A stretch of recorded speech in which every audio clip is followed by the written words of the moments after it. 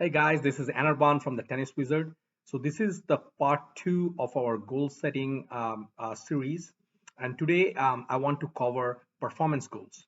So we already covered the outcome goals, right? So which are basically targets that you're setting that you really don't have control of, ranking improvement, rating improvement, things like that, right? Performance goals is something that we at the Tennis Wizard are really focused on, right? Like when you work with athletes. So for example, this is where you put actual key performance indicators, the right KPIs about what you want to improve and how you want to see the results on a match court. So let's take an example.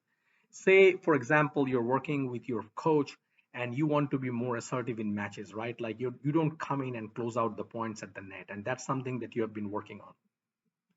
So one of the good ways to look at is kind of benchmark it and say, okay, today I only came into the net maybe like 4 times, right, in a set, averaging 4 times a set. So the next match, my goal is to come up maybe like 8 times a set, right? So something like that, you can have somebody track it, and it doesn't have to be fully scientific. If they miss a little bit here and there, that's fine. But you are tracking that, and you're saying, can you consistently do that against opponents you're playing, right? They could be your peer level, they could be a little bit better, and so you start getting a benchmark.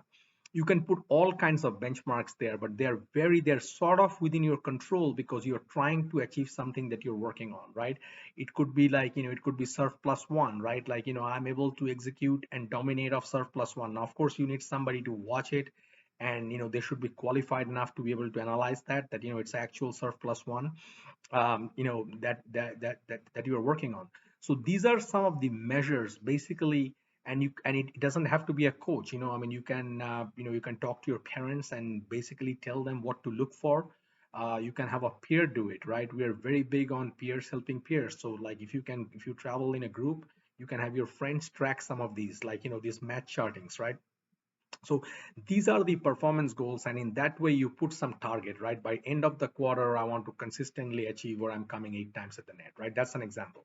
So this is something that we believe the players should focus on, because it gives them something to work on, something to focus during the matches, right? Because it's very hard when you go into the matches if you're constantly thinking about, oh my god, I have to win, my UTR is going to go down. That's not a good place to be at. But focusing on some of these performance goals, I think, is a healthy way for players, to try to get better.